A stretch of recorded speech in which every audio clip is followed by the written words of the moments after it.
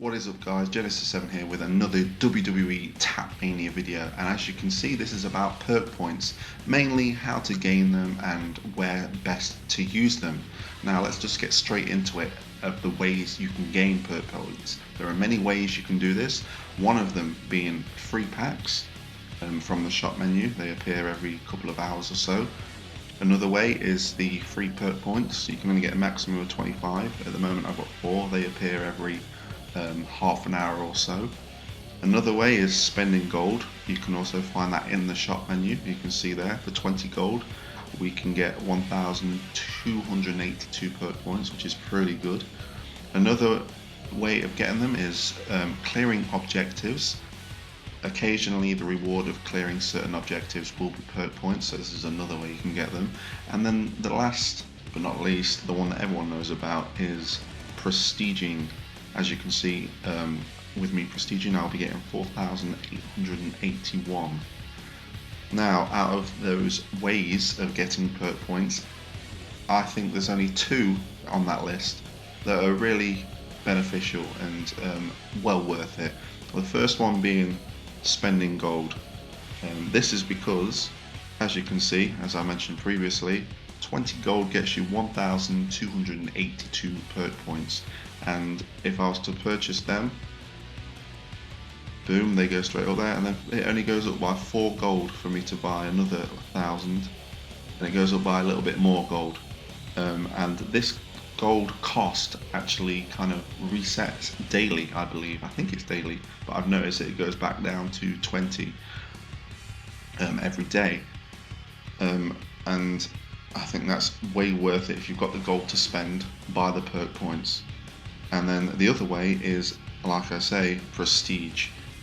If you're to prestige, I'd say get into stage 700 and above will get you a good chunk of perk points. I'm currently on stage 854, as you can see.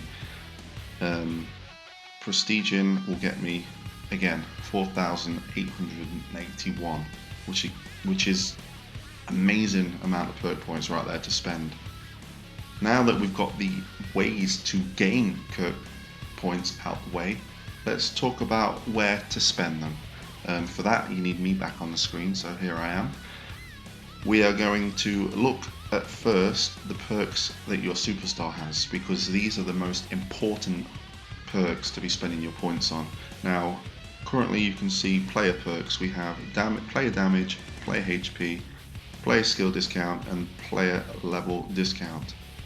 The main ones on that list you want to be really investing your money in if you're going to be grinding away is probably your player level discount, because this will decrease the time, or decrease the cost, not really decrease the cost, but the bar for your tap damage to go up will fill up faster, is what I'm trying to say. Also in the earlier levels before 350, skill discount, that will also fill up the pink bar a little bit faster for you guys. And then if you want to put into player damage and player HP, they're necessary, because it's tapping is the main source of damage in the game as I'm making this video. Now if we scroll down to teammate perks, unfortunately I'm not at prestige level 50, but opponent cash is definitely one you want to be invested in, and so is the rest of them. If you're going to be idle for a long time, smash some in the idle cash. Boss timer is definitely one to be investing time in, because you've just got that little bit more time to tap away to take down the higher main events. And the opponent HP reduction is a must have. As you can see, I've maxed that out at 50. Now underneath you have all the types. Then we've got Brawler, Showboat, Powerhouse, High Flyer, Technician. Now if you go onto this information menu, you can see at the moment I'm a Technician, so I take the Technician perks. If you're going to be investing perk points in these types, I suggest investing the one that you have most superstars in.